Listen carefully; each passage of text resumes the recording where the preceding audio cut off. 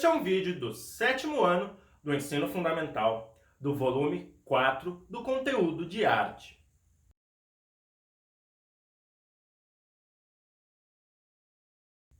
Olá, tudo bem? Meu nome é Heitor Bonifácio e hoje nós vamos falar sobre bonecos ou o teatro de bonecos.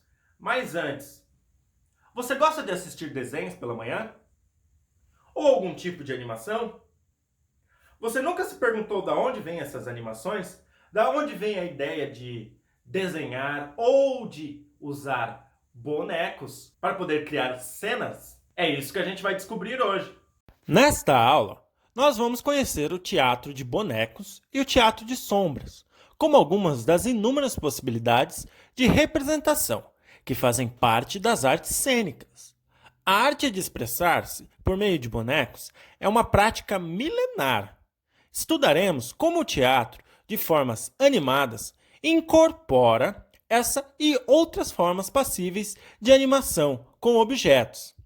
Na dança, refletiremos sobre as relações que se estabelecem entre o corpo e a forma no espaço da cena, compreendendo, com base nos estudos realizados pela Escola Bauhaus, o trabalho desenvolvido por Oskar Schlemmer. O teatro da Escola Bauhaus influenciou a forma de se pensar a cena, evidenciando a funcionalidade dos espaços cênicos ao desenvolver pesquisas sobre espaço, iluminação, forma e cor. Os termos teatro de animação ou teatro de formas animadas caracterizam um gênero teatral compreendido por formas, objetos, diferentes tipos de bonecos, máscaras e sombras. O teatro de animação é uma forma artística de expressão que contempla diferentes técnicas de manipulação que são apresentadas em diferentes espaços culturais, como teatros, ruas, televisão, cinema, cyberespaços. No teatro de animação, o ator manipulador transforma o objeto, geralmente um boneco, em sujeito dramático, ou seja, aquele que se coloca em ação e atrai para si o olhar e a atenção do espectador. Assim, podemos dizer que a arte da animação depende diretamente da manipulação humana. Observe essas duas imagens. Nas duas, nós temos métodos diferentes que o ator manipulador usa para dar vida aos bonecos. Em uma delas, o ator manipulador não é um objeto em cena. A ideia é tirar o foco dele e de suas mãos. Por isso ele usa a luva branca. Na outra, o ator faz parte da cena, às vezes interagindo junto com um boneco, com expressões faciais ou até mesmo falas. Existem manifestações de teatros de bonecos em diversas partes do mundo. Esses bonecos são classificados de acordo com a forma de manipulação. Luva, em que o ator manipulador não é objeto de cena, são fantoches. Por vara ou fio, marionete. Técnica mista, em que parte do corpo do ator se mescla com os bonecos. Bonecos gigantes, como os do Carnaval de Olinda, entre outros. Há ainda o teatro de sombras, em que com o uso da luz, a sombra dos personagens é projetada em uma tela. O uso de teatro de bonecos é comum tanto no Oriente como no Ocidente. O teatro de bonecos é uma arte milenar, presente em diversas culturas do Oriente e do Ocidente, na China, na Índia, na Indonésia e no Japão. Esse teatro apresenta características ritualísticas ou religiosas, e consiste em um entretenimento que faz parte de uma tradição familiar passada de pai para filho. De modo geral, na construção dos bonecos, são empregadas técnicas sofisticadas de maquinaria, o que possibilita a flexibilidade nas articulações do boneco e a naturalidade na execução de seus movimentos. Na China antiga, os espetáculos eram divididos em capítulos, e as encenações podiam durar até 2 meses. Os personagens mais explorados eram os que representavam idosos, jovens, guerreiros, figuras femininas e palhaços. Quanto à forma, no teatro de sombra chinês, há uma combinação entre qualidade técnica da pintura e a composição do figurino e do boneco como um todo. Este desenho aí do lado é uma representação de um boneco chinês. Já na Indonésia, os bonecos são esculpidos em couro, decorados com desenhos de traçados finos e delicados, e encenam espetáculos ritualísticos e religiosos. Essa arte superou as técnicas utilizadas em outros países, sendo o teatro de bonecos considerado atualmente o mais perfeito tecnicamente. Esse outro desenho é uma representação de um boneco do teatro da Indonésia. Já no Japão, o teatro de bonecos passou a integrar as manifestações culturais, representando temas voltados a lendas tradicionais e unindo a música, a figura do narrador e a literatura. O teatro de bonecos japonês está entre as mais importantes tradições teatrais do mundo e consiste em uma produção dramática que alia narrativas musicais e sofisticadas. Nos tipos de representação cênica vistos anteriormente, os bonecos são movimentados por varas, que podem ser feitas de madeira, plástico ou metal leve, como o alumínio. Dessa forma, eles são manipulados de baixo para cima, e as pessoas que executam a ação ficam ocultas atrás de uma barreira, que pode ser de tecido, papelão ou outros materiais, ou até mesmo abaixadas, de modo que os bonecos aparecem mais acima em um palco. Quando os bonecos precisam ter mais movimentos, como da boca, dos braços e das pernas, geralmente há 2 atores manipuladores, um para a cabeça e outro para os braços e as pernas.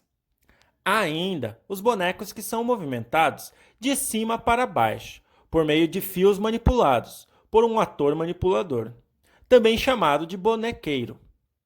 Esses bonecos têm várias articulações para possibilitar os movimentos, sendo cada uma delas ligada a um fio preso a um avião, tipo de cruz de madeira, por meio da qual o bonequeiro movimenta a marionete.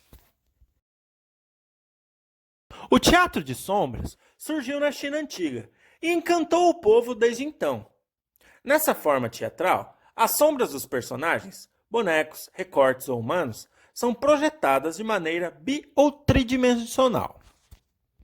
O teatro de sombras passou pelo mundo antigo e chegou aos dias de hoje, utilizando todos os recursos que o mundo contemporâneo oferece. Se antigamente para obter as sombras utilizava-se luz de candeeiros ou de velas, com a descoberta da eletricidade em 1879, as possibilidades de exploração da luz se ampliaram. Nessas apresentações, as histórias são encenadas, com o uso de personagens que ganham vida e movimento pela manipulação dos chamados atores manipuladores.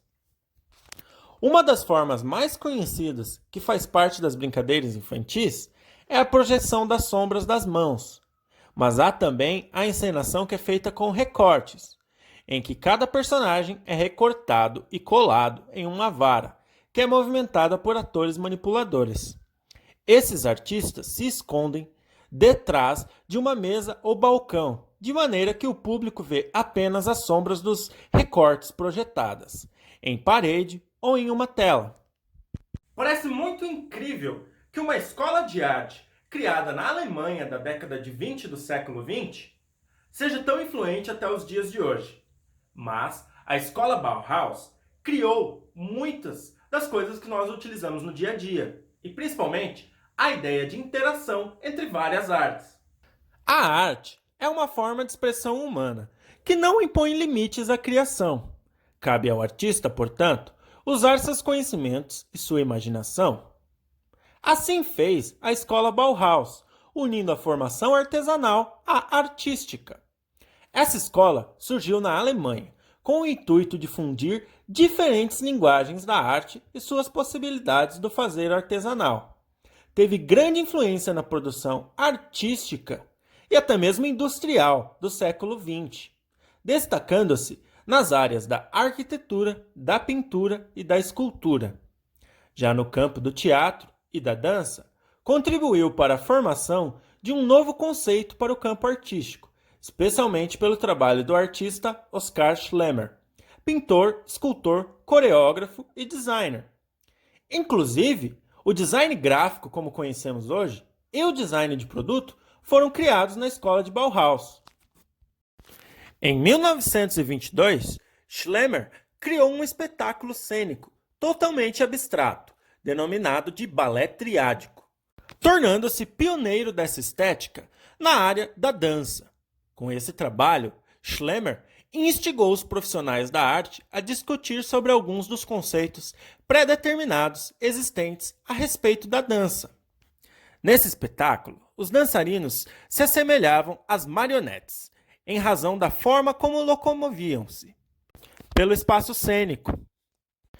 A leveza com que os movimentos eram executados distanciava os dançarinos da figura humana. O balé triádico se tornou um marco no estudo da dança. O caráter inovador apresentado por essa obra influenciou a dança moderna e contemporânea, bem como instigou a reflexão acerca do corpo e do figurino. O espetáculo é dividido em 3 atos, interligados pelas cores amarelo, rosa e preto, que se relacionam com as formas geométricas, triângulo, quadrado e círculo. Constitui-se de 12 coreografias e 18 figurinos, criado para 3 bailarinos, uma mulher e 2 homens, que se deslocavam pelo espaço cênico, demarcado por linhas geométricas idênticas aos figurinos, e executavam movimentos, traçando desenhos pelo espaço. O balé triádico representa a relação do ser humano com o espaço. A sua atividade será bem simples. Você deve criar um boneco, uma marionete, tanto faz, um boneco para poder interpretar as suas cenas. Vejo vocês na próxima. Tchau!